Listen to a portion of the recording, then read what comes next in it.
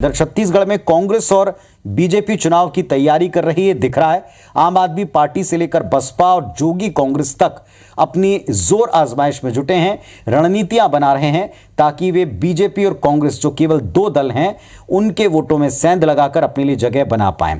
रणनीति इसके लिए क्या होगी, इस रिपोर्ट में समझिए। जब जोगी अंदर कांग्रेस के भीतर थे तो हम सत्ता से बाहर थे। जोगी जी जैसे बाहर हुए हम सत्ता में आ गए।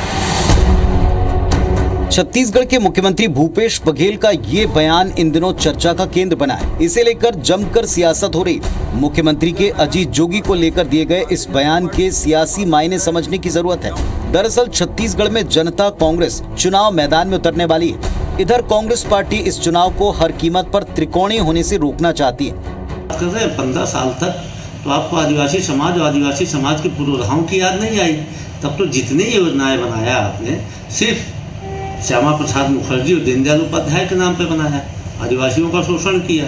विश्व आदिवासी दिवस के दिन आदिवासी समाज के अध्यक्ष को हटा दिया। और आज जब सत्ता हाथ से निकल चुकी है तब आदिवासी समाज को ठगने के लिए पुरखों के सम्मान की बात कर रहे हैं। वहीं दूसरी तरफ बीजेपी तीसरे मोर्चे की जरूरत को नकारते हुए अपनी सरकार बनने का दावा दोहरा रही। विधानसभा चुनाव में निश्चित रूप से कांग्रेस की बुरी हार होगी और भूपेश बघेल सरकार के कारनामों से ही कांग्रेस पार्टी हारेगी। कोई तीसरे मोर्चे की जरूरत नहीं है। भारतीय जनता पार्टी है सारे कारनामे लेकर जनता के पास जाएगी और भाजपा की सरकार अब छत्तीसगढ़ प्रदेश की जनता बनाकर दिखाएगी।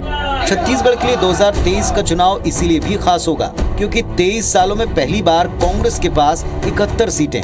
ऐसे में कांग्रेस के लिए अपनी सीटें बचाना सबसे बड़ी चुनौती होगी। वहीं बीजेपी को कई जगहों पर सहयोगियों की आवश्यकता है। ऐसे में तीसरे मोर्चे की भूमिका अपने आप में अहम हो जाती है।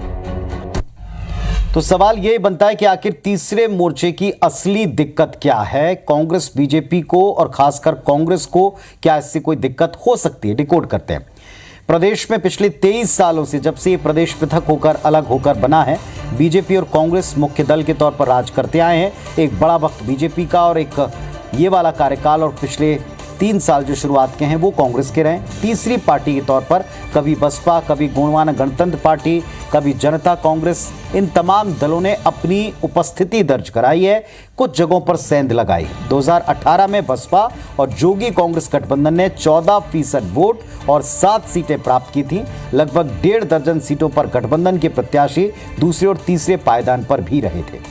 ये माना गया कि इस गठबंधन ने सत्ता विरोधी वोटों को बांटने का काम किया है, इसीलिए भी भाजपा को कई सीटों पर जीत मिल गई। अब कांग्रेस ऐसा नहीं चाहती। 2023 में ऐसी स्थिति बने वो बिल्कुल नहीं चाहती कि कोई त्रिकोणीय हालात बने, क्योंकि आगामी चुनाव में कई छोटी पार्टियां और वर्ग चुनावी अखाड़े में उतरने का दम दिखा रहे हैं। बसपा आदिवासी समाज के बीच में गठबंधन को लेकर बातचीत चल रही है।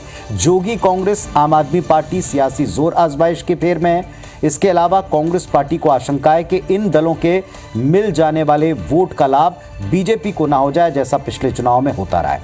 इसके अलावा दोनों दलों को ये बात नहीं भूलनी चाहिए कि यहाँ क्रिश्चियन कम्युनिटी ने और सर्व आदिवासी समाज ने उन्होंने भी चुनाव मैदान में उतरने की बात की है, लेकिन तीसरे मोर्चे के तौर पर ही उभर पाते हैं, वोट काटने के तौर पर नुकसान पहुंचाते हैं और पहुंचाते तो किसे, ये सवाल अभी भी बने हुए हैं।